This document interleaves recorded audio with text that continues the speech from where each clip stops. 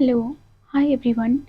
हम लोग देखेंगे एडिटोरिया का वार्षिकी करंट अफेयर्स 2025 और इसमें हम लोग देखेंगे सेट नंबर 2। ठीक है, एमसीक्यू बेस्ड है ये, है ना।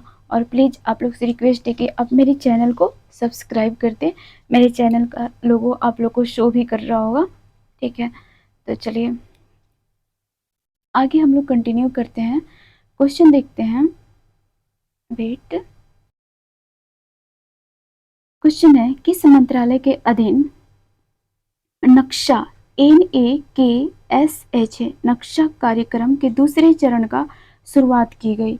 किस मंत्रालय के अधीन नक्शा कार्यक्रम के दूसरे चरण की शुरुआत की गई? तो ये शुरुआत की गई है आपको ग्रामीण विकास मंत्रालय के अधीन, ग्रामीण विकास मंत्रालय के अधीन।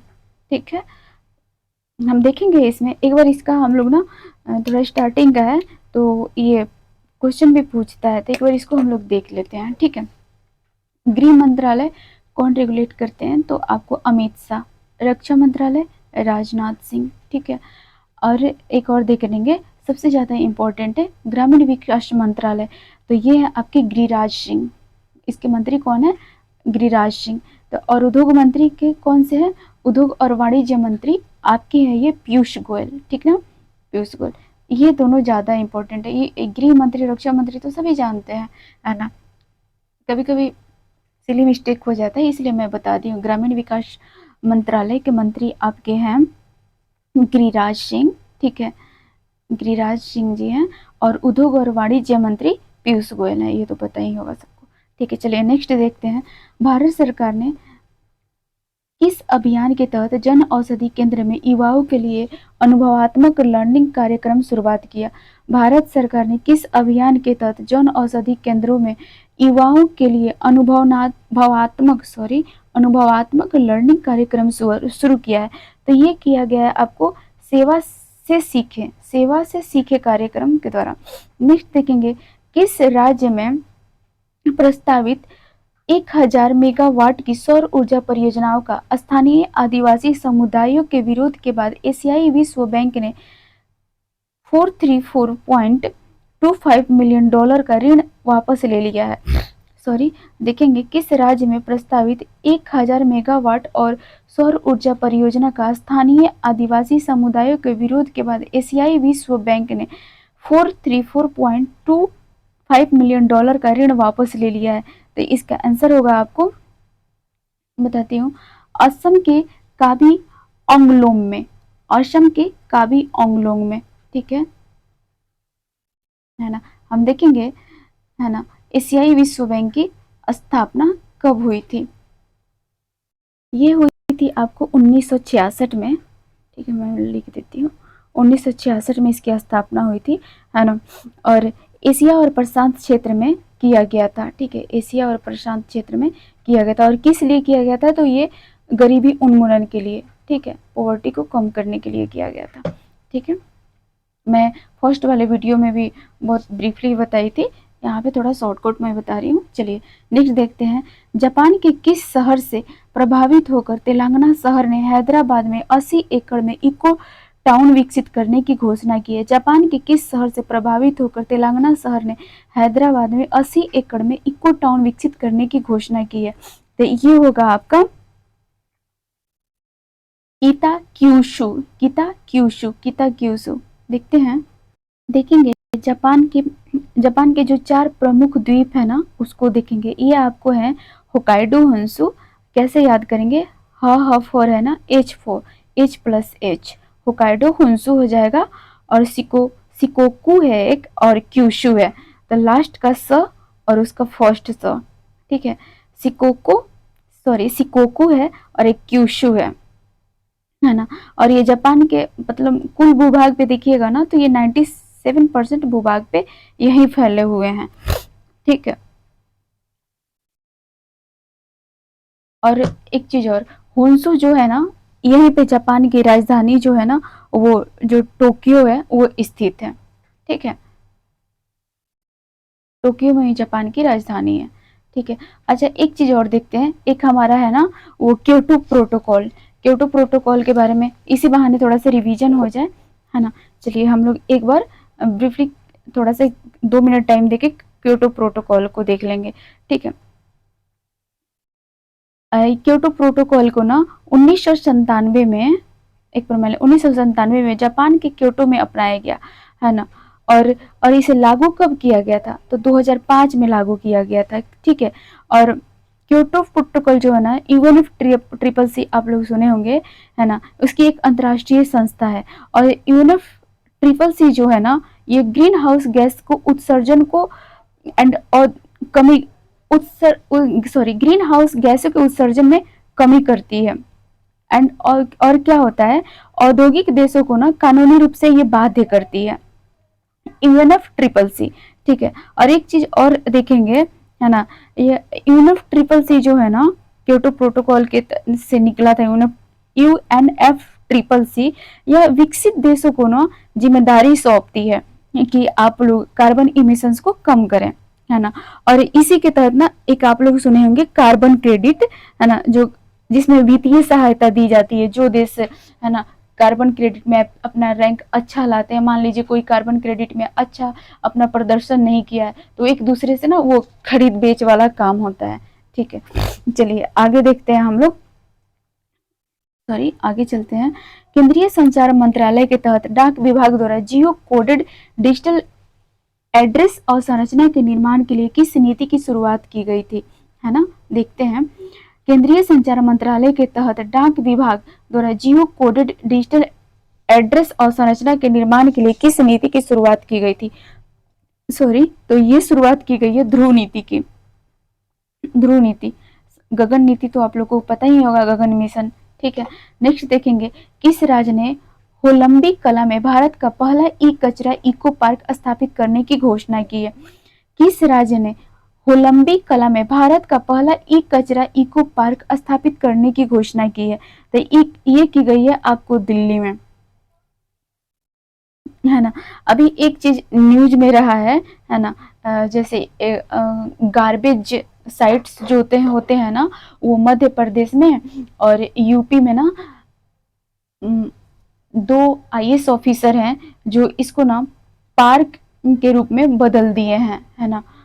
और लगभग बहुत 50 मीटर प्लस था वो, है ना, साइट्स, जिसको ये लोग बदल दिए हैं। ठीक है, चलिए आगे देखते हैं। अंग्रेजी, हिंदी, उर्दू, डोगरी, भोटी और पुर्गी भाषा में, है ना, देखते हैं अंग्रेजी, हिंदी, उर्दू, डोगरी, भोटी, पुर्गी भाषा में किस भाषा को लद्दाख की आधिकारिक भाषा के रूप में मान्यता नहीं मिली है। अंग्रेजी, हिंदी, उर्दू, डोगरी, भोटी और पुर्गी भाषा में किस भाषा को लद्दाख की आधिकारिक भाषा के रूप में मान्यता नहीं मिली है, तो ये है आपको डोगरी को है ना। एक चीज हम लोग थोड़ा सा रिवीजन कर लेंगे, है ना। संविधान द्वारा जो हमारा मान्यता प्राप्त भाषा है ना, वो मूल रूप से कितना है, 14 है, और वर्तमान समय में कितना है, 22 है। ठीक है, और इसमें ना आप लोग को 4 बार संशोधन किया गया है। ठीक है, मैं बताती हूँ पहला संशोधन कब किया गया है। पहला संशोधन आपको 21वां संविधान संशोधन 1967 में किया गया था, और सेकंड संशोधन आपको किया गया था 71वां संविधान संशोधन 1992 में किया गया था। फिर तीसरा संशोधन आपको किया गया था 92वां संविधान संशोधन 2003, ठीक ना, बोडो, डोगरी, संथाली, मैथिली ये सब भाषा को ऐड किया गया था। और 96वां संविधान संशोधन 2011, आप ये मुझे बताएंगे, चलिए मैं ही बता देती हूँ। इसमें ये जोड़ा गया था, ओडिया को ना ओडिशा किया गया था, ओडिया भाषा को जोड़ा गया था, ओडिया को ओडिशा ऐसे करके जोड़ा गया था। नेक्स्ट देखेंगे,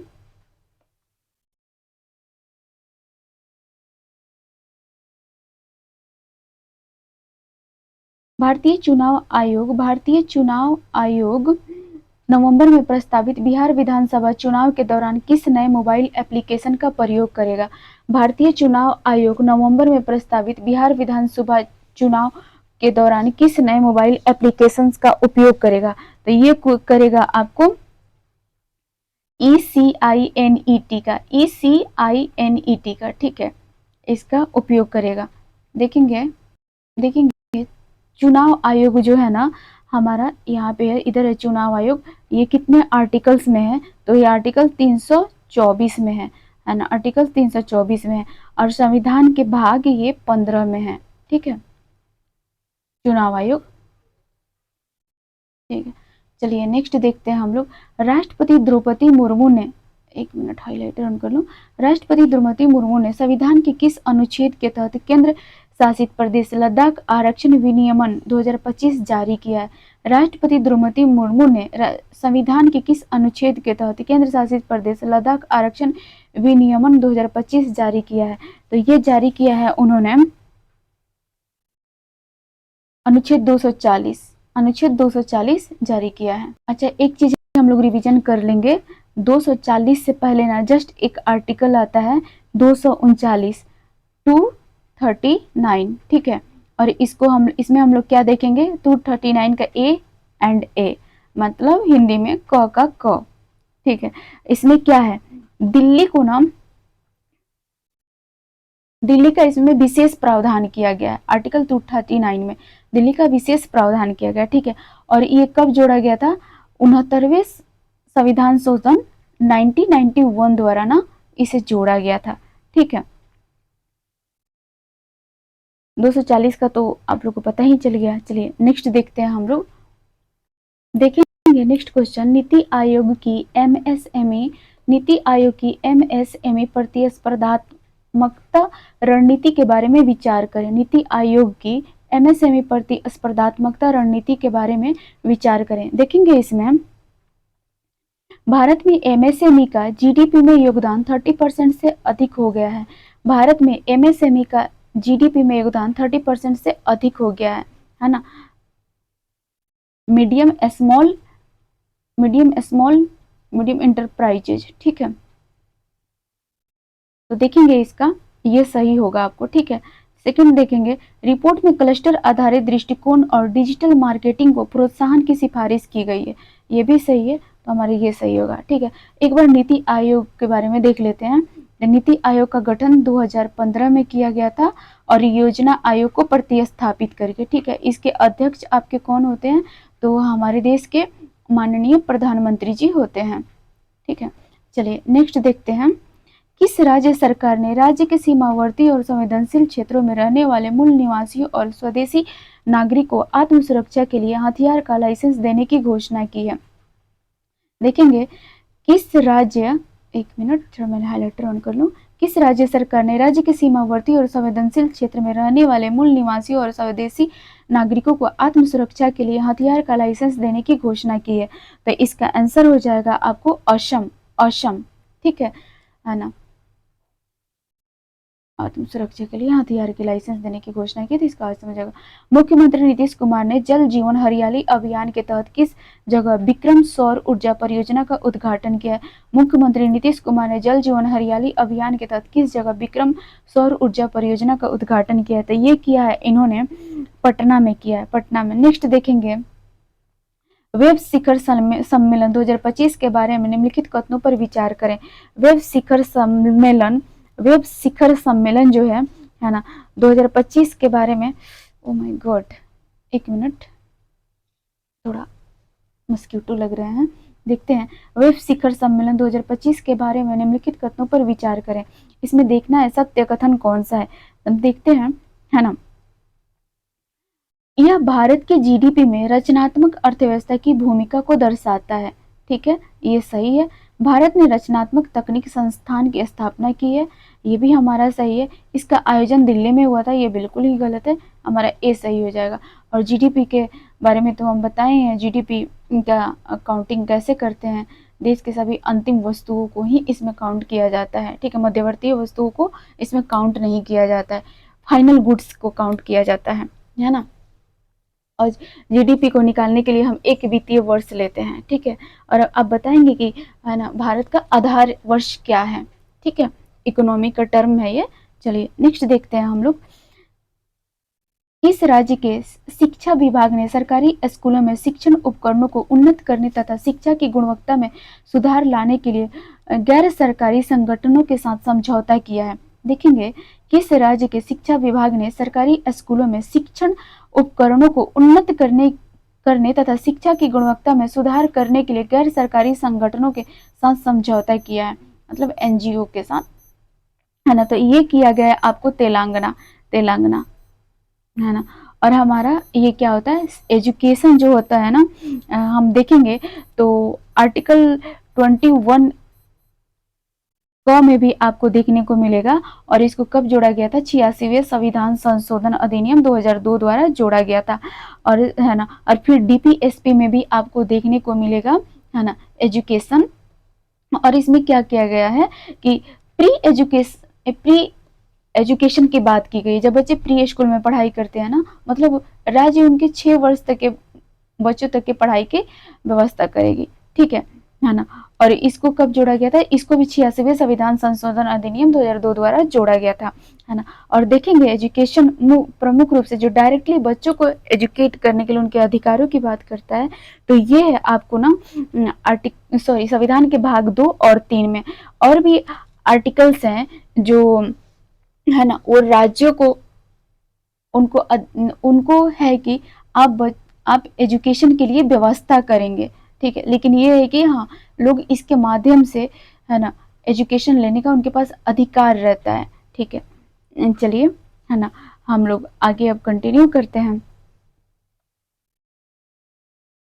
किस व्यक्ति ने भारत के G20 शेरपा के पद से इस्तीफा दे दिया है, किस व्यक्ति ने भारत के G20 शेरपा के पद से इस्तीफा दे दिया है, तो ये दिया है आपको अमिताभ कांत ने, अमिताभ कांत ने।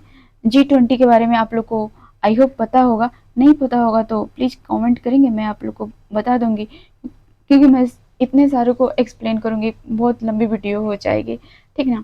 चलिए हम लोग आगे कंटिन्यू करते हैं, ठीक है। किस जगह एयर इंडिया का विमान बोइंग 7878 ड्रीम लाइनर का दुर्घटनाग्रस्त हो गया, जिसमें 241 लोगों की मौत हो गई, है ना।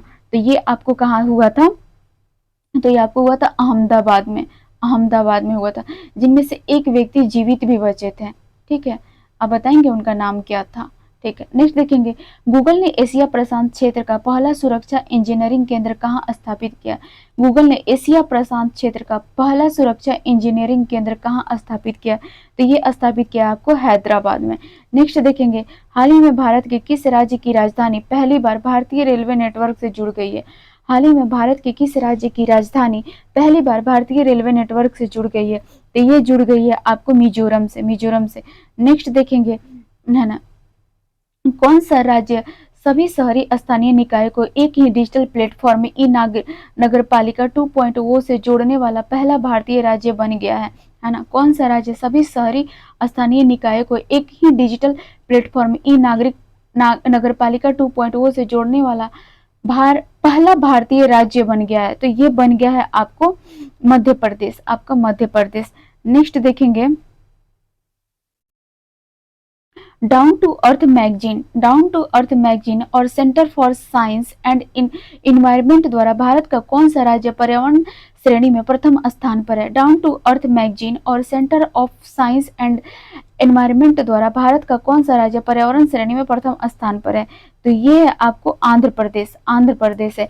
आप सभी ना मेंस के लिए ना, या फिर अच्छी नॉलेज के लिए ना, आप लोग डाउन टू अर्थ मैगजीन ना जरूर कंटिन्यू करें, बहुत अच्छी मैगजीन है डाउन टू अर्थ। और फिर कुरुक्षेत्र हो गया और योजना हो गया, यदि कुरुक्षेत्र आप ना भी पढ़ना चाहें तो योजना और डाउन टू अर्थ को बिल्कुल कंटिन्यू करें, है ना।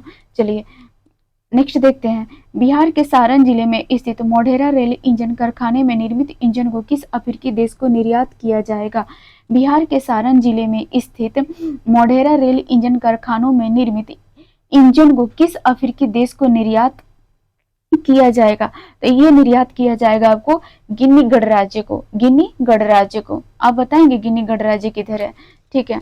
नेक्स्ट देखते हैं, किस राज्य सरकार ने 2025 से 35 को जल विद्युत दशक घोषित किया है, किस राज्य सरकार ने 2025 से 2035 को जल विद्युत दशक घोषित किया है, तो ये घोषित किया गया आपको अरुणाचल प्रदेश को।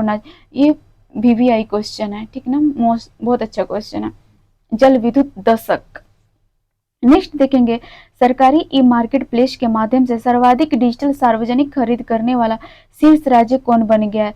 सरकारी ई मार्केट प्लेस के माध्यम से सर्वाधिक डिजिटल सार्वजनिक खरीद करने वाला शीर्ष राज्य कौन बन गया है, तो ये बन गया है आपको उत्तर प्रदेश, बन गया आपको उत्तर प्रदेश। नेक्स्ट देखेंगे, केंद्र सरकार की उल्लास नव भारत साक्षरता कार्यक्रम के तहत मिजोरम और गोवा के बाद आधिकारिक तौर पर पूर्ण साक्षरता हासिल करने वाला तीसरा राज्य कौन बन गया है।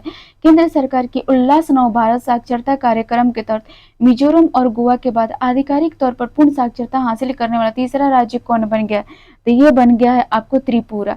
नेक्स्ट देखेंगे, मुख्यमंत्री नीतीश कुमार ने किस नदी पर बने 4.57 किलोमीटर लंबे 6 लेन वाले पुल का उद्घाटन किया। मुख्यमंत्री नीतीश कुमार ने किस नदी पर बने 4.57 किलोमीटर लंबे 6 लेन वाले पुल का उद्घाटन किया गया, तो ये किया गया है आपको गंगा नदी पर, गंगा नदी पर, ठीक है। गंगा नदी जो है, एक मिनट, सॉरी, देखेंगे गंगा नदी जो है, एक मिनट हाइलाइटर में ऑन कर लूँ। गंगा नदी जो है ये उत्तराखंड के गंगोत्री ग्लेशियर से निकलती है और टोटल इसकी लंबाई कितनी है, तो ये आपको 25 है, यानी कि 2525 किलोमीटर है, ठीक है। और बिहार में कितना किलोमीटर बहती है, तो 445 किलोमीटर बहती है, ठीक है। और किन किन जिलों, मतलब ये 12 जिलों को टच करते हुए जाती है ना गंगा नदी, और सबसे ज़्यादा ये पटना में बहती है, ठीक है, 99 किलोमीटर। सबसे कम किस जिला में बहती है, ये आप मुझे कमेंट में बताएंगे, ठीक है। कोसी नदी, सोन नदी और बूढ़ी गंडक नदी, है ना। बूढ़ी गंडक नदी बिहार के उत्तर में बहती है ना। सोन नदी आप मुझे बताएंगे, और कोसी नदी किधर बहती है, और इस पे है ना कुछ बैराज वगैरह बनाए गए हैं, वो भी आप हमें कमेंट्स में बताएंगे, ठीक है। नेक्स्ट क्वेश्चन देखेंगे, केंद्रीय शिक्षा मंत्रालय द्वारा जारी परफॉर्मेंस ग्रेडिंग इंडेक्स रिपोर्ट 2023-24 में कौन सा राज्य सबसे निचले स्थान पर है। देखेंगे, केंद्रीय शिक्षा मंत्रालय द्वारा जारी परफॉर्मेंस ग्रेडिंग इंडेक्स रिपोर्ट 2023-24 में कौन सा राज्य सबसे निचले स्थान पर रहा है, तो ये रहा है आपको मेघालय। नेक्स्ट देखेंगे, ऑपरेशन स्पाइडर वेव का संबंध किससे है। ऑपरेशन स्पाइडर वेव का संबंध किससे है, सॉरी, तो ये है ड्रोन हमला से, ड्रोन हमला से।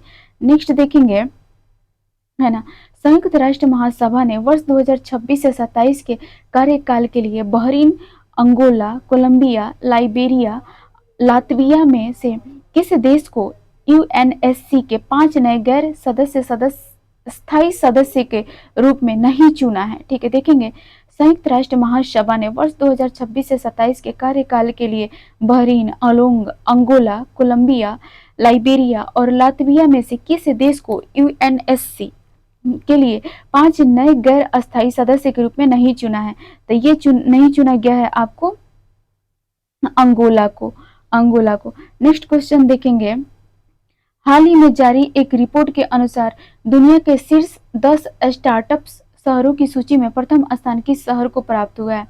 हाल ही में जारी एक रिपोर्ट के अनुसार दुनिया के शीर्ष 10 स्टार्टअप शहरों की सूची में प्रथम स्थान किस शहर को प्राप्त हुआ है, तो ये प्राप्त हुआ है आपको सैन फ्रांसिस्को को, सैन फ्रांसिस्को को।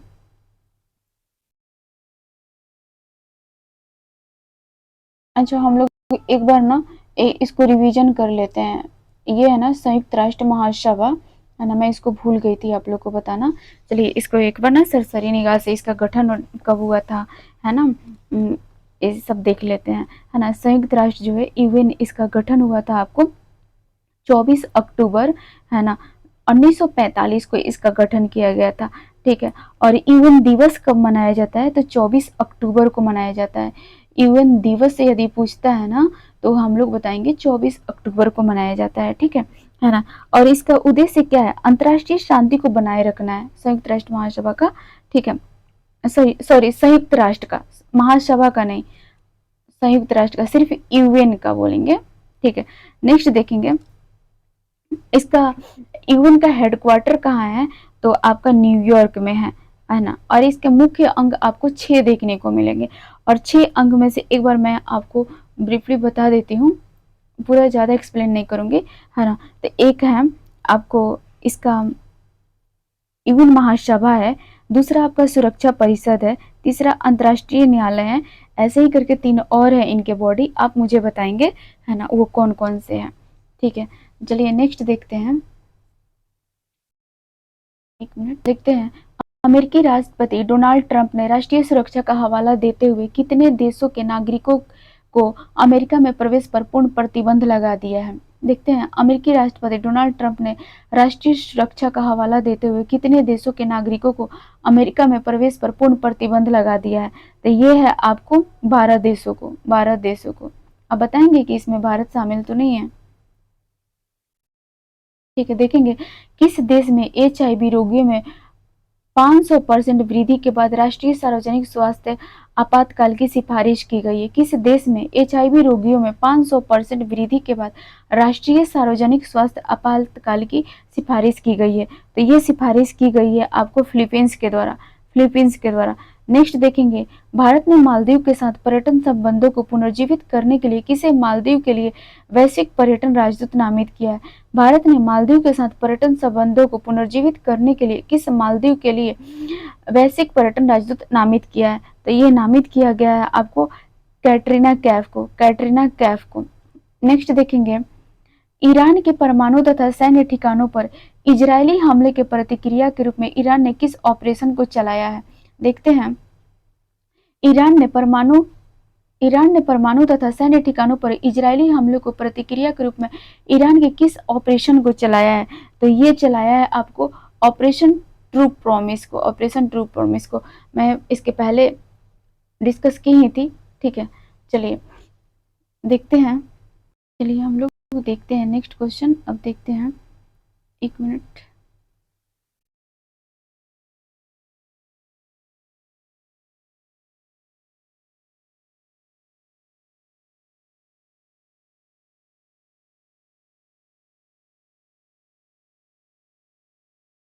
नेक्स्ट क्वेश्चन है, किस देश में 2000 वर्ष पहले बौद्ध धर्म के आगमन के उपलक्ष्य में पवित्र पोषण पोया उत्सव मनाया गया। पोषण पोया उत्सव मनाया गया किस देश में 2000 वर्ष पहले बौद्ध धर्म के आगमन के उपलक्ष्य में पवित्र पोषण पोया उत्सव मनाया गया। तो ये मनाया गया है आपको श्रीलंका में। नेक्स्ट देखेंगे, क्यूएस वर्ल्ड यूनिवर्सिटी रैंकिंग 2026 में किस भारतीय संस्थान को शीर्ष स्थान प्राप्त हुआ है। तो ये क्यूएस वर्ल्ड यूनिवर्सिटी रैंकिंग 2026 में किस भारतीय संस्थान को शीर्ष स्थान प्राप्त हुआ है। तो ये प्राप्त हुआ है आपको आईआईटी दिल्ली को, आईआईटी दिल्ली को। नेक्स्ट क्वेश्चन देखेंगे, ग्लोबल लिविबिलिटी इंडेक्स 2025 के अनुसार दुनिया का सर्वाधिक रहने योग्य शहर किसे घोषित किया। ग्लोबल लिविबिलिटी इंडेक्स 2025 के अनुसार दुनिया का सर्वाधिक रहने योग्य शहर किसे घोषित किया गया। तो ये घोषित किया गया आपको कोपेनहेगन को। नेक्स्ट देखेंगे, जलवायु परिवर्तन प्रदर्शन सूचकांक 2025 में भारत को कौन सा स्थान प्राप्त हुआ है। तो ये प्राप्त हुआ है आपको 10वां। नेक्स्ट देखेंगे, किस देश के वैज्ञानिकों ने नई मॉन रडार प्रणाली विकसित की गई है। किस देश के वैज्ञानिकों ने नई मॉन रडार प्रणाली विकसित की गई है। तो ये विकसित की गई है आपको चीन द्वारा। नेक्स्ट देखेंगे, उत्तर प्रदेश में इसरो का पहला प्रक्षेपण कहाँ किया गया है ना। एक मिनट यार, मस्क्यूटो बहुत लग रहे हैं। देखेंगे है ना, 39 का उत्तर प्रदेश में इसरो का पहला प्रक्षेपण कहाँ स्थापित किया गया है। तो ये स्थापित किया गया आपको कुशीनगर में, है ना। अभी आप बताएंगे कि इसरो का वर्तमान अध्यक्ष कौन है ना, और इसरो की स्थापना कब की गई थी। तो ये की गई थी आपको इसरो की स्थापना ना, इधर है इसरो की स्थापना आपको 1969 में की गई थी। और उस वक्त अध्यक्ष ना आपको वो थे साराभाई थे, विक्रम साराभाई थे। और वर्तमान अध्यक्ष कौन है ना, आप बताएंगे मुझे। ठीक है, चलिए नेक्स्ट देखते हैं, अंतर्राष्ट्रीय परमाणु ऊर्जा एजेंसी द्वारा कहाँ अंतर्राष्ट्रीय परमाणु आपातकालीन अभ्यास कॉन्वेक्स 3 2025 का आयोजन किया गया। अंतर्राष्ट्रीय परमाणु ऊर्जा एजेंसी द्वारा कहाँ अंतर्राष्ट्रीय परमाणु आपातकालीन अभ्यास कॉन्वेक्स 3 2025 का आयोजन किया गया है। तो ये आयोजन किया गया है आपको रोमानिया में। नेक्स्ट देखेंगे, राज्य विधेयकों पर राज्यपालों की शक्तियों पर सुप्रीम कोर्ट के फैसले से संबंधित निम्नलिखित कथनों पर विचार करें। राज्य विधेयकों पर राज्यपाल की शक्तियों पर सुप्रीम कोर्ट के फैसले से संबंधित है ना, निम्नलिखित कथनों पर विचार करना है। देखते हैं क्वेश्चन क्या कहता है। ठीक है, पहले हम देखेंगे सत्य कथन का चयन इसमें करना है। चलिए कंटिन्यू करते हैं, देखते हैं। राज्यपाल के पास अनुच्छेद 200 के तहत पूर्ण वीटो या पॉकेट वीटो का अभाव है और वे विधेयकों को अनिश्चित काल तक निलंबित कर सकते हैं। जी नहीं, बिल्कुल गलत है ये। ठीक है, नेक्स्ट देखते हैं। यदि कोई विधेयक बिना किसी बदलाव के पुनः प्रस्तुत किया जाता है तो राज्यपाल को स्वीकृति प्रदान करना आवश्यक है। अस्वीकृति केवल तभी स्वीकार्य है जब उसमें भौतिक परिवर्तन किया गया हो, है ना। तो इसका आंसर होगा आपको सिर्फ ये 2 नंबर सही है, इसका आंसर होगा आपको बी। एक बार हम एक चीज देखते हैं सुप्रीम कोर्ट के बारे में। ठीक है ना, सुप्रीम कोर्ट कितना आर्टिकल्स में है आपको, तो सुप्रीम कोर्ट आपको ना 124 टू 146 आर्टिकल में, और इसकी भाग की बात करें ना तो ये भाग 5 में है। ठीक है, और आप हमें बताएंगे कॉलेजियम प्रणाली के बारे में, है ना, कॉलेजियम प्रणाली के बारे में आप हमें कमेंट्स में बताएंगे। चलिए, है ना, हम लोग नेक्स्ट क्वेश्चन देखते हैं। एक मिनट में स्क्रॉल कर लूँ। पटना पाइरेटेड के किस कबड्डी खिलाड़ी ने प्रो कबड्डी लीग से संन्यास लेने की घोषणा की है? पटना पाइरेटेड के किस कबड्डी खिलाड़ी ने प्रो कबड्डी लीग से संन्यास लेने की घोषणा की है? तो ये घोषणा की है उन्होंने प्रदीप नरवाल ने। नेक्स्ट देखेंगे, भारत के किस शतरंज ग्रैंड मास्टर ने नॉर्वे में शतरंज टूर्नामेंट 2025 में विश्व के नंबर 1 खिलाड़ी मैग्नस कार्लसन को हराया है? भारत के किस शतरंज ग्रैंड मास्टर ने नॉर्वे में शतरंज टूर्नामेंट 2025 में विश्व के नंबर 1 खिलाड़ी मैग्नस कार्लसन को हराया है? तो ये है आपके डी गुकेस। ठीक है, चलिए आगे देखते हैं। 13वीं आईसीसी महिला वनडे विश्व कप 2025 का आयोजन भारत और कौन सा देश मिलकर संयुक्त रूप से किया है? 13वीं आईसीसी महिला वनडे विश्व कप 2025 का आयोजन भारत और कौन सा देश मिलकर संयुक्त रूप से किया है? तो ये किया गया आपको श्रीलंका के द्वारा।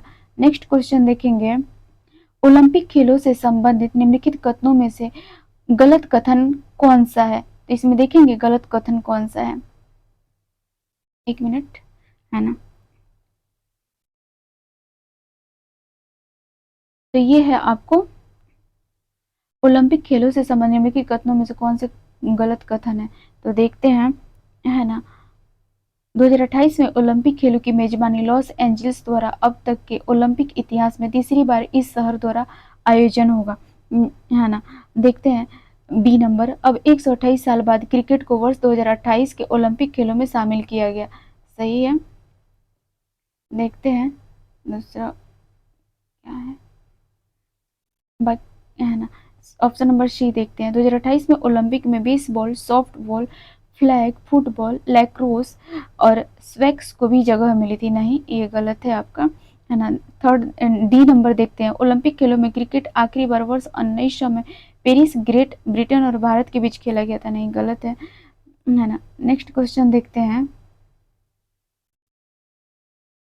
सेट हो गया। नेक्स्ट देखते हैं, वक्फ संशोधन अधिनियम 2025 के प्रमुख प्रावधानों पर विचार करें, है ना। तो देखते हैं इसमें उपयुक्त में से कौन से कथन गलत है। तो इसमें कह रहा है ना, कोई भी व्यक्ति किसी संपत्ति को वक्फ तभी घोषित करेगा जब वह संपत्ति का वैध मालिक हो। कोई भी व्यक्ति किसी संपत्ति को वक्फ तभी घोषित करेगा जब वह संपत्ति का वैध मालिक हो। ठीक है, देखते हैं हम इसका आंसर कितना सही है। ठीक है ना, तो ये हमारा गलत है, सॉरी। देखते हैं, सरकारी संपत्ति को वक्फ केवल विशेष परिस्थितियों में घोषित किया जा सकता है। सरकारी संपत्ति को वक्फ केवल विशेष परिस्थितियों में घोषित किया जा सकता है। ठीक है, नहीं, ये सही है हमारा, ये ऑप्शन सही है। नेक्स्ट देखें, विवाद की स्थिति में राज्य सरकार द्वारा नियुक्त अधिकारी जांच करेगा। ये गलत है। ठीक ना। नेक्स्ट देखें, केंद्रीय वक्फ परिषद में मुस्लिम सदस्यों में से 2 महिला सदस्य होनी अनिवार्य है ना। गलत है। नेक्स्ट देखते हैं, हिंदी भाषा के लिए कविता संग्रह फिर उगना के लिए किसे साहित्य अकादमी युवा पुरस्कार 2025 से सम्मानित किया गया है ना। तो ये सम्मानित किया गया है आपको पार्वती तिर्की को। देखते हैं, केंद्रीय मंत्री किरण रिजिजू ने नई दिल्ली में वक्फ संपत्तियों के प्रबंधन से जुड़े किस पोर्टल को लॉन्च किया है। केंद्रीय मंत्री किरण रिजिजू ने नई दिल्ली में वक्फ संपत्तियों के प्रबंधन से जुड़े किस पोर्टल को लॉन्च किया है। तो ये लॉन्च किया है इन्होंने उम्मीद सेंट्रल पोर्टल को। नेक्स्ट देखेंगे, आईआईटी संस्थान ने उच्च शिक्षा में समावेशन को बढ़ाने के लिए एससी या एसटी उम्मीदवारों के लिए पहला विशेष पीएचडी प्रवेश अभियान शुरू किया है। देखते हैं, किस आईआईटी संस्था ने उच्च शिक्षा में समावेशन को बढ़ावा देने के लिए एससी एसटी उम्मीदवारों के लिए पहला विशेष पीएचडी प्रवेश अभियान शुरू किया है। तो ये शुरू किया गया है आपको आईआईटी दिल्ली द्वारा। नेक्स्ट देखते हैं, अंतर्राष्ट्रीय धार्मिक स्वतंत्रता शिखर सम्मेलन 2025 का आयोजन कहाँ किया गया। अंतर्राष्ट्रीय धार्मिक स्वतंत्रता शिखर सम्मेलन 2025 का आयोजन कहाँ किया गया। तो ये किया गया आपको नैरोबी में। Thank you. Seat number 3 next video में देखते हैं।